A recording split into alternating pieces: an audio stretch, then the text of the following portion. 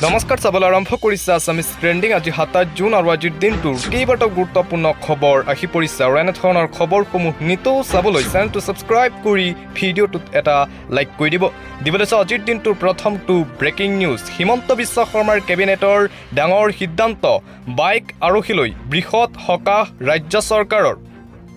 আৰক্ষীয়ে এতিয়াৰে পৰা কাটিব নোৱাৰিব ফাইন। বাইক আৰক্ষীক লগোৱা সকলো ফাইন উঠাই দিলে ৰাজ্য চৰকাৰে। কেৱল হেলমেট নিপিন্ধা আৰক্ষীয়েহে ভৰিব লাগিব ফাইন। লাইচেন্স, RC, প্ৰদূষণ প্ৰমাণপত্ৰ, ইঞ্চুৰেঞ্চ কাগজ নহ'লেও চলাব পাৰিব বাইক। আৰক্ষীয়ে এই কাগজ নাথাকিলে কাটিব নোৱাৰিব কোনো ধৰণৰ ফাইন। কেৱল নটিচহে জাৰি কৰিব পাৰিব বাইক আৰক্ষীৰ বিৰুদ্ধে, যাতে প্ৰয়োজনীয় কাগজ পত্ৰ পিছলৈ উলিয়াই ল'ব পাৰে বাইক আৰক্ষীয়ে। বাইক আৰক্ষীলৈ এই বৃহৎ সকাহ হিমন্ত বিশ্ব শৰ্মাৰ চৰকাৰৰ। দিবলৈ চাওঁ এটা গুৰুত্বপূৰ্ণ খবৰ। সৰ্বশিক্ষাত কৰ্মৰত শিক্ষকৰ বাবে ডাঙৰ সিদ্ধান্ত হিমন্ত চৰকাৰৰ। ৰাজ্যত পুনৰ দিয়া হ'ব শিক্ষক নিযুক্তি, এটা ভাল খবৰ। SSAত কৰ্মৰত শিক্ষকে বিশেষ নিযুক্তিৰ বাবে কৰিব পাৰিব আবেদন। নিয়মীয়াকৰণ নহ'ব সৰ্বশিক্ষাৰ চাকৰি। মুখ্যমন্ত্ৰী হিমন্ত বিশ্ব শৰ্মাৰ কেবিনেটৰ ডাঙৰ ঘোষণা। কেবিনেটৰ অন্তত সংবাদ মেলযোগে আজি ঘোষণা কৰে অসমৰ মুখ্যমন্ত্ৰী ডক্টৰ হিমন্ত বিশ্ব শৰ্মাই। দিবলৈ চাওঁ এটা অতিকৈ গুৰুত্বপূৰ্ণ খবৰ। পুনৰ মন্ত্ৰী পীয়ুষ হাজৰিকাৰ বিস্ফোৰক মন্তব্য। এটা বিশেষ সম্প্ৰদায়ৰ বিৰুদ্ধে জাঙুৰ খাই উঠিল মন্ত্ৰী পীয়ুষ হাজৰিকা। এটা বিশেষ সম্প্ৰদায়ে খিলঞ্জীয়াক আক্ৰমণৰ লক্ষ্য কৰি লৈছে। ধাৰাবাহিকভাৱে এটা সম্প্ৰদায় আৰম্ভ কৰিছে এই আক্ৰমণ। কংগ্ৰেছে বিশেষ সম্প্ৰদায়ৰ লোকক তুষ্টিকৰণ কৰে। চৰকাৰ এই ক্ষেত্ৰত কঠোৰ হৈছে আৰু ভৱিষ্যতেও কঠোৰ হ'ব। নলবাৰীত উপস্থিত হৈ মন্ত্ৰী পীয়ুষ হাজৰিকাৰ এই মন্তব্য। এটা বিশেষ সম্প্ৰদায়ৰ বিৰুদ্ধে এইদৰে জাঙুৰ খাই উঠিল ৰাজ্য চৰকাৰৰ মন্ত্ৰী পীয়ুষ হাজৰিকা। দিবলৈ চাওঁ এটা ভাল খবৰ। 1 লাখ লোকে নতুনকৈ লাভ কৰিব চৰকাৰী পকী ঘৰ। চৰকাৰী পকী ঘৰক লৈ নতুন খবৰ। 1 লাখ লোকে পাব চৰকাৰী পকী ঘৰ। বাৰ্ষিক আয় 3 পৰা 6 লাখৰ তলৰ পৰিয়ালে লাভ কৰিব ঘৰ। বিনামূলীয়া ঘৰৰ লগতে লাভ কৰিব শৌচাগাৰ। চৰকাৰৰ ফালৰ পৰা মধ্যবিত্ত শ্ৰেণীৰ লোকেও লাভ কৰিব এই বিশেষ সুবিধা। আবেদনকাৰী ভাৰতীয় নাগৰিক হ'ব লাগিব। ঘৰৰ বাবে এপ্লাই কৰিব হ'লে নাগৰিক হ'ব লাগিব ভাৰতৰ। নিজৰ নামত কোনো ঘৰ থাকিব নালাগিব। আবেদনকাৰীৰ ৰেচন কাৰ্ড থকাটো বাধ্যতামূলক। অসমৰ 1,30,000 লোকক দিয়া হ'ব পকী ঘৰ। বিনামূলীয়া ঘৰ দিয়া হ'ব। ধনৰ পৰিমাণ 2,60,000লৈ বৃদ্ধিৰ সম্ভাৱনা। পৰৱৰ্তী খবৰ। শক্তি বাঢ়িল কংগ্ৰেছৰ যুৱৰাজ ৰাহুল গান্ধীৰ। 10 বছৰ পিছত লোকসভাৰ বিৰোধী দলপতি হ'ল ৰাহুল গান্ধী। লোকসভাৰ বিৰোধী দলপতি হিচাপে কিমান পাৱাৰফুল হ'ব কংগ্ৰেছৰ যুৱৰাজ ৰাহুল গান্ধী। বিৰোধী দলৰ নেতা ৰাহুল গান্ধী, কংগ্ৰেছৰ যুৱৰাজ ৰাহুল গান্ধী হ'ব অষ্টাদশ লোকসভাৰ বিৰোধী দলৰ দলপতি। 10 বছৰৰ অন্তত ভাৰতৰ জনতাই পাব লোকসভাৰ বিৰোধীৰ দলপতি। ৰাহুল গান্ধী বিৰোধী দলৰ দলপতি হোৱাৰ লগে লগেই বৃদ্ধি হ'ল শক্তি। ৰাহুল গান্ধীৰ শক্তি যথেষ্ট বাঢ়িল, কিয়নো 10 বছৰ ভাৰতত নাছিল বিৰোধীৰ কোনো দলপতি আৰু 10 বছৰ পিছত প্ৰথমবাৰৰ বাবে বিৰোধী দলৰ দলপতি হ'ল ৰাহুল গান্ধী। পিছে আপুনি জানেনে লোকসভাৰ বিৰোধী দলৰ দলপতি হিচাপে ৰাহুল গান্ধীয়ে কি সুবিধা পাব? বিৰোধী দলৰ দলপতি জানি লওক এতিয়াই লোকসভাৰ বিৰোধী দলৰ দলপতিৰ এইকেইটা গুৰুত্বপূৰ্ণ কথা। প্ৰধানমন্ত্ৰী নহ'লেও কেন্দ্ৰীয় মন্ত্ৰীৰ দৰেই ৰাহুল গান্ধীয়ে পাব কেবিনেট মৰ্যাদা। Z+ ছিকিউৰিটিৰ মাজত থাকিব কংগ্ৰেছৰ যুৱৰাজ ৰাহুল গান্ধী। প্ৰতিমাহে ৰাহুল গান্ধীয়ে দৰমহা পাব প্ৰায় 3,50,000কৈ টকা। পাব কেন্দ্ৰীয় মন্ত্ৰীৰ দৰে চৰকাৰী বাংলো, পাব প্ৰায় 14গৰাকীকৈ অফিচ কৰ্মচাৰীও। দেশৰ মুখ্য নিৰ্বাচনী আয়ুক্ত আৰু নিৰ্বাচনী আয়ুক্তৰ বাছনি সমিতিত থাকিব ৰাহুল গান্ধী।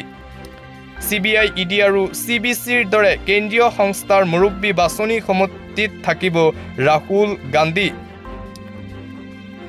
লোকপাল নিযুক্তি, NHRCৰ অধ্যক্ষ নিযুক্তিৰ কমিটিটো থাকিব ৰাহুল গান্ধী। চৰকাৰৰ অৰ্থনৈতিক সিদ্ধান্তসমূহৰ ক্ষেত্ৰত গুৰুত্বপূৰ্ণ ভূমিকাত থাকিব কংগ্ৰেছৰ যুৱৰাজ ৰাহুল গান্ধী। আনহে নালাগে সদনৰ মজিয়াতো যিকোনো বিষয়ত হস্তক্ষেপ কৰিব পাৰিব কংগ্ৰেছৰ যুৱৰাজ ৰাহুল গান্ধীয়ে। তদুপৰি এতিয়াৰে পৰা আন বহু গুৰুত্বপূৰ্ণ ভূমিকাত থাকিব ৰাহুল গান্ধীৰ ওপৰত। আৰু বিৰোধী দলৰ দলপতি হোৱাৰ লগে লগেই এইসমূহ শক্তি এতিয়া বৃদ্ধি পাইছে কংগ্ৰেছৰ যুৱৰাজ ৰাহুল গান্ধীয়ে। গৌৰৱ গগৈয়ে কৈছে যে আগতকৈ যথেষ্ট শক্তি বৃদ্ধি হৈছে বিৰোধীৰ। ইণ্ডিয়া এলায়েন্সৰ শক্তি দিনে দিনে বৃদ্ধি পাই আছে আৰু ৰাহুল গান্ধীৰো শক্তি বাঢ়িল। কংগ্ৰেছৰ যুৱৰাজ ৰাহুল গান্ধী হ'ব অষ্টাদশ লোকসভাৰ বিৰোধীৰ দলপতি। দিবলৈ আন এটা অতিকৈ গুৰুত্বপূৰ্ণ খবৰ, জৰুৰীকালীন অৱস্থা, সংবিধানত বৃহৎ আক্ৰমণ। কংগ্ৰেছ চৰকাৰে ঘোষণা কৰা জৰুৰীকালীন অৱস্থাক নিন্দা ৰাষ্ট্ৰপতি দ্ৰৌপদী মুৰ্মুৰ। জৰুৰীকালীন অৱস্থা ঘোষণা কৰি সংবিধানত আক্ৰমণ কৰিছিল কংগ্ৰেছে। 1975 চনত ইমাৰ্জেঞ্চি ঘোষণা কৰাৰ লগে লগে হাহাকাৰ সৃষ্টি হৈছিল। কাঢ়ি লোৱা হৈছিল জনতাৰ সকলো ধৰণৰ অধিকাৰ। আমি সকলোৱে একেলগে সংবিধান ৰক্ষা কৰাৰ সংকল্প লোৱা উচিত। ৰাষ্ট্ৰপতিৰ অভিভাষণৰ পিছতেই সদনত বিৰোধীৰ হুলস্থলীয়া পৰিৱেশ আৰু একেলৈ দ্ৰৌপদী মুৰ্মুৱে এইদৰে ইমাৰ্জেঞ্চি ঘোষণা কৰাক লৈ কংগ্ৰেছক তীব্ৰ সমালোচনা কৰে। দিবলৈ চাওঁ এটা ব্ৰেকিং নিউজ, অত্যাচাৰৰ বলি ভাৰতীয় সংখ্যালঘু। আমেৰিকাত প্ৰকাশ পাইছে বিজেপি চৰকাৰৰ বিৰুদ্ধে ভয়ংকৰ প্ৰতিবেদন। আমেৰিকাত এইবাৰ চৰ্চা হৈছে ভাৰতৰ বিজেপি চৰকাৰ। ভাৰতত অত্যাচাৰৰ বলি হৈছে সংখ্যালঘু লোক। তৃতীয়বাৰৰ বাবে নৰেন্দ্ৰ মোদীয়ে প্ৰধানমন্ত্ৰীৰ দায়িত্ব লোৱাৰ সময়তে আমেৰিকাৰ ভয়ংকৰ প্ৰতিবেদন। সংখ্যালঘুৰ বিৰুদ্ধে ভাৰতে চিন্তাজনকভাৱে বাঢ়িছে অত্যাচাৰ। ভাৰতৰ কেইবাখনো ৰাজ্যৰ প্ৰণয়ন কৰা হৈছে ধৰ্মান্তৰ বিৰোধী আইন। বলডজাৰেৰে সংখ্যালঘুৰ ঘৰ আৰু ধাৰ্মিক স্থল ভাঙি দিছে বিজেপিয়ে। ভাৰতত সংখ্যালঘুৰ স্থিতি চিন্তাজনক বুলি মন্তব্য আমেৰিকাৰ এগৰাকী মন্ত্ৰীৰ। প্ৰতিবেদনত 28খন ৰাজ্যৰ ভিতৰত 10খন ধৰ্মান্তৰ ৰাজ্য। ইয়াৰে কিছুমান ৰাজ্যই বিহাৰ উদ্দেশ্য বলপূৰ্বক ধৰ্মান্তকৰণৰ বলি হৈছে। আৰু এইদৰে বিজেপি চৰকাৰৰ বিৰুদ্ধে ভয়ংকৰ প্ৰতিবেদন প্ৰকাশ পাইছে এইবাৰ আমেৰিকাত। আৰু ভাৰতৰ চৰকাৰৰ বিৰুদ্ধে তীব্ৰ সমালোচনা চলিছে আমেৰিকাত। দিবলৈছোঁ মোবাইল ব্যৱহাৰ কৰা প্ৰতিগৰাকী লোকৰ বাবে জৰুৰী খবৰ। 1 জুলাইৰ পৰা সলনি হ'ব চিম কাৰ্ডৰ নিয়ম।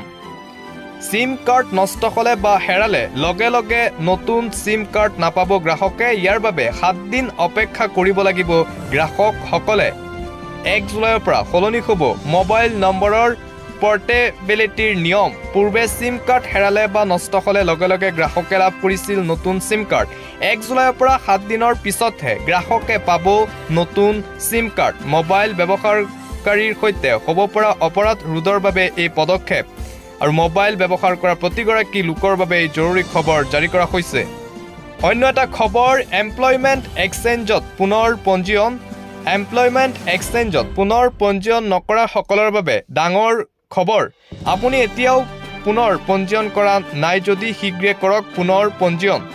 পূৰ্বে এমপ্লয়মেণ্ট এক্সচেঞ্জত পঞ্জীয়ন কৰাসকলেও কৰিব লাগিব পুনৰ পঞ্জীয়ন। প্ৰতিগৰাকী প্ৰাৰ্থীয়ে দাখিল কৰিব লাগিব শিক্ষাগত অৰ্হতাৰ প্ৰতিটো নথি। অসম চৰকাৰৰ তৰফৰ পৰা নাম পঞ্জীয়নকৃত সকলো প্ৰাৰ্থীলৈ প্ৰেৰণ কৰা হৈছে মেছেজ। 15 আগষ্টৰ পূৰ্বে কৰি লওক এমপ্লয়মেণ্ট এক্সচেঞ্জত পুনৰ পঞ্জীয়ন। 2024 2 জানুৱাৰীৰ পূৰ্বে পঞ্জীয়ন কৰা সকলো প্ৰাৰ্থীয়ে কৰিব লাগিব এই পঞ্জীয়ন। অন্যথা আপোনাৰ এমপ্লয়মেণ্ট এক্সচেঞ্জৰ পঞ্জীয়নৰ নাথাকিব বৈধতা। তৃতীয় চতুৰ্থ বৰ্গৰ চাকৰিৰ আবেদন কৰাসকলৰ বাবেও জৰুৰী খবৰ।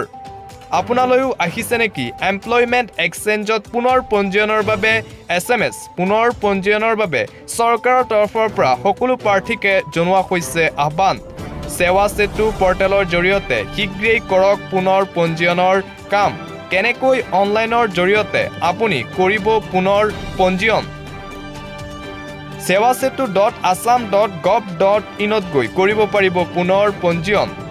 sewasetu.assam.gov.in গৈ লগ ইন অথবা ৰেজিষ্টাৰ কৰক। ছাৰ্ভিচত ক্লিক কৰি ছাৰ্ভিচ এভেইলেবল অনলাইনত ক্লিক কৰক। পৰৱৰ্তী সময়ত চাৰ্চ বক্সত ক্লিক কৰি এমপ্লয়মেণ্ট এক্সচেঞ্জ বাছনি কৰক।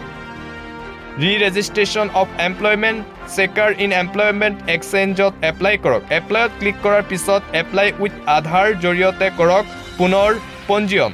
এমপ্লয়মেণ্ট এক্সচেঞ্জত পুনৰ পঞ্জীয়ন নকৰাসকলৰ বাবেও ডাঙৰ খবৰ জাৰি কৰা হৈছে।